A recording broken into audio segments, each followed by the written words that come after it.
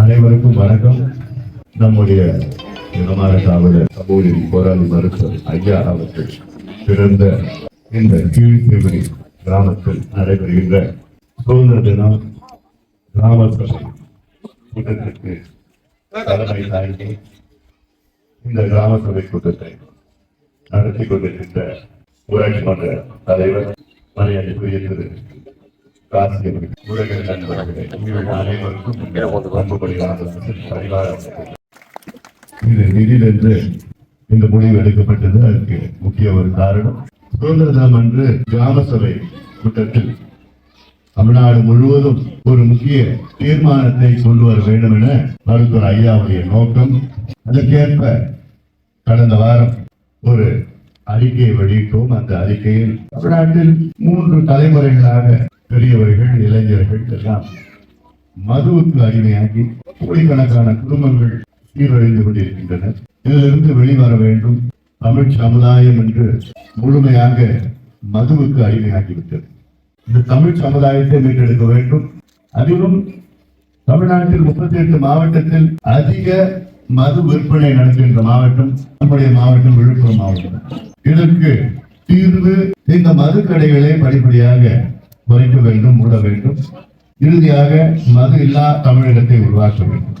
இது அத்துணை பெண்களும் பாதிக்கப்பட்டது. பெண்கள் தான் முக்கியமாக, தாய்மார்கள், பெண்கள், அம்மாக்கள், தங்கைகள், சகோதரிகள். காரணம், வீட்டில் வறுமை, இந்த மதுவால் வறுமை, பிரச்சனைகள் நடக்கின்றது, சண்டைகள் நடக்கின்றன. இது மட்டுமல்ல, இந்த இந்தியாவிலே அதிக சாலை விபத்துகள் நடக்கின்ற மாநிலம் தமிழ்நாடு. இந்தியாவிலே அதிக இளம் கைப்பெண்கள், அதாவது இளம் விதவைகள் இருக்கின்ற மாநிலம் தமிழ்நாடு. காரணம் மது.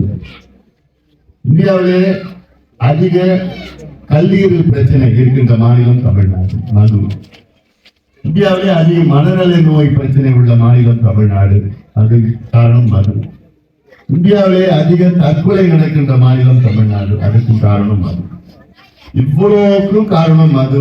அதற்கு வருகின்ற ஆட்சியாளர்கள் எல்லாம் ஆட்சி வருவதற்கு முன்பு ஏதோ ஒரு வாக்குறுதி கொடுக்கிறார், நாங்கள் கடையை மூடுவோம், குறைப்போம், இதெல்லாம் வந்தவுடன் அதை பற்றி கண்டுகொள்ளவில்லை. அதனால்தான் தொடர்ந்து ஐயா அவர்கள் 45 ஆண்டு காலம் பொது வாழ்க்கையில இந்த கடைகளை எப்படியாவது மூடணும், இந்த மக்களை காப்பாற்றணும், இளைஞர்களை காப்பாற்றணும், அடுத்த தலைமுறையை காப்பாற்றணும் நோக்கத்துல தொடர்ந்து எத்தனையோ போராட்டங்கள், சட்ட போராட்டங்கள், அரசியல் போராட்டங்கள், இது போன்ற தீர்மானங்கள் எல்லாம் போட்டு நீதிமன்றம் போய், உச்ச நீதிமன்றம் போயிட்டு எத்தனையோ தீர்ப்புகள் ஐயா அவர்கள் பெற்றிருக்கிறார்கள். தொடர்ச்சியாக ஆனாலும் இப்ப இருக்கின்ற ஆட்சியாளர்கள் இந்த கடையை மூடுறதுல பத்தி ஒரு மூச்சு கூட விட அவங்களுக்கு என்ன, இந்த வருமானத்தை இன்னும் அதிகமா வருமானம் வரணும்னு எதிர்பார்க்கிறாங்க. அதாவது மதுவிட வர வருமானத்தை வச்சுதான் ஆட்சி நடத்துற மாதிரி சொல்லிட்டு இருக்கிறாங்க. இதை விட ஒரு கேடு வேற என்ன இருக்கு? அதனாலதான் இன்னைக்கு ஒரு முக்கியமான ஒரு தீர்மானம் என் கிராமத்துல, என் சொந்த ஊர்ல, ஐயா ஊர்ல இந்த தீர்மானத்தை நிறைவேற்ற வேண்டும் என்று நான் இன்னைக்கு சென்னையில இருந்து நான் அதுதான் கொஞ்சம் தவறு நேரம் இங்கதான் வரணும். உங்களெல்லாம் பார்க்கணும், என் சொந்தக்காரெல்லாம் பார்த்துட்டு இந்த தீர்மானம் முதல்ல என் ஊர்ல போடணும். தமிழ்நாட்டில் எல்லா ஊர்லயும் தீர்மானம் போடணும். நீங்க போடுற தீர்மானம் ஏதோ ஒரு தீர்மானம் நினைச்சுக்காதீங்க.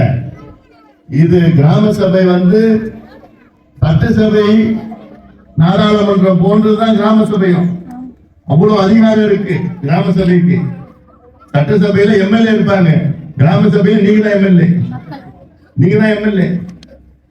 நீங்க முடிவு பண்ணா முடிஞ்சு போச்சு. கோர்ட்டு கூட தலையிட முடியாது, எந்த கோர்ட்டும் தலையிட முடியாது.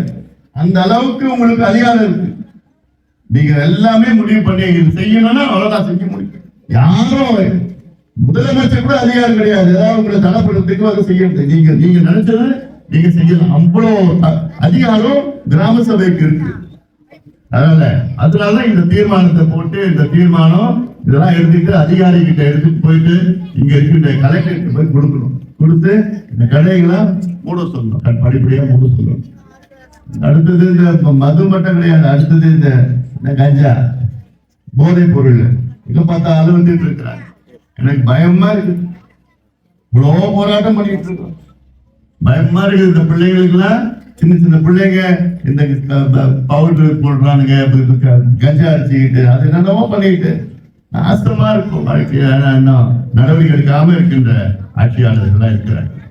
அதனால நமக்கு இன்னைக்கு 78வது சுதந்திர தினம். 78 வருஷம் ஆச்சு நமக்கு சுதந்திரம் கிடைச்சு இந்தியாவுக்கு. உங்களுக்கு கிடைச்சிட்டா இல்ல, கிடைச்சிட்டா சுதந்திரம் இல்ல, எங்க கிடைக்கும் போது இன்னைக்கு மக்களுக்கு இன்னும் சுதந்திரம் கிடையாது. சுதந்திரமா எப்படி சுதந்திரம்னா நம்ம பிள்ளைகளுக்கு நல்ல தரமான இலவச கல்வி கிடைச்சா நமக்கு சுதந்திரம் கிடைச்ச மாதிரி. உடம்பு சரியில்லையா, நல்ல தரமான வைத்தியம் என்னைக்கு கிடைக்குதோ அன்னைக்கு தான் நமக்கு சுதந்திரம் கிடைக்கும். நல்ல வீடு எல்லாத்துக்கும் இருக்கிறப்போ அப்பதான் நமக்கு சுதந்திரம் கிடைக்கும். அந்த வீட்டுல பைப்பு தந்தா தண்ணி வரணும், சுவிட்ச் போட்டா லைட் எரியணும், நம்ம பிள்ளைங்க படிச்ச பிள்ளைங்களுக்கு வேலை கிடைக்கணும், விவசாயிகள் மகிழ்ச்சியா இருக்கணும்.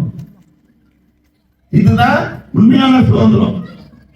ஆனா 78 ஆண்டுகள் ஆகியும் இதுல ஏதாவது ஒண்ணு நடந்திருக்கா? ஒண்ணு கூட நடக்கல. இலவச தரமான கல்வி கிடைக்குதா? இல்ல. நல்ல வைத்தியம், தரமான வைத்தியம் கிடைக்குதா? இல்ல. எல்லாருக்கும் வீடு இருக்குதா?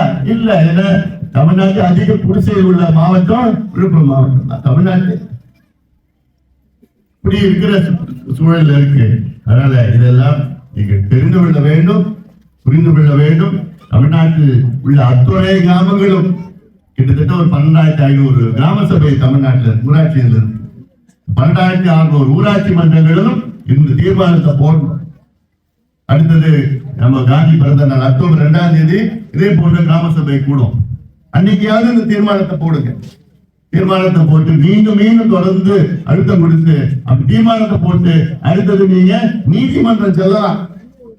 தீர்மானம் போட்டுட்டு இந்த கடையை மூடலன்னா நீங்க நீதிமன்றம் போனீங்கன்னா உடனே ஆர்டர் போடுவாரு ஜட்ஜு. என்னன்னு அந்த ஊர்ல தீர்மானம் போட்டாங்கன்னா அவ்வளவுதான், அதான் ஆர்டர். அதுக்கு மீறி யாரும் தடை பண்ண முடியாது. அவ்வளவு அதிகாரம் கிராம சபைக்கு இருக்கு. இதை நீங்கள் எல்லாம் பயன்படுத்த வேண்டும், நம்ம எல்லாம் பயன்படுத்த வேண்டும் என்று உங்களை கேட்டுக்கொள்கிறேன். மறக்க முடியாத நிகழ்வுகள் எனக்கு இருக்குங்க. அதனால இதெல்லாம் இந்த சுதந்திர தினம் விழாவை உங்களிடம் கொண்டாடுவதில் எனக்கு மிக மகிழ்ச்சி. மீண்டும் உங்கள் அனைவருக்கும் என்னுடைய இனிய சுதந்திர தினம் நல்வாழ்த்துக்களை தெரிவித்து ஆசிரியர்களா இருக்கிறாங்களா ஸ்கூல்ல இருக்கிறாங்களா?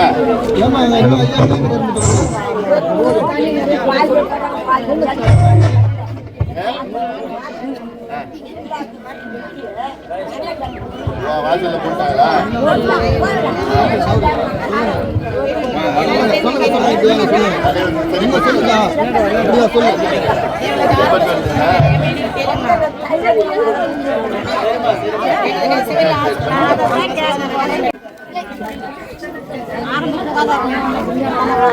மாடு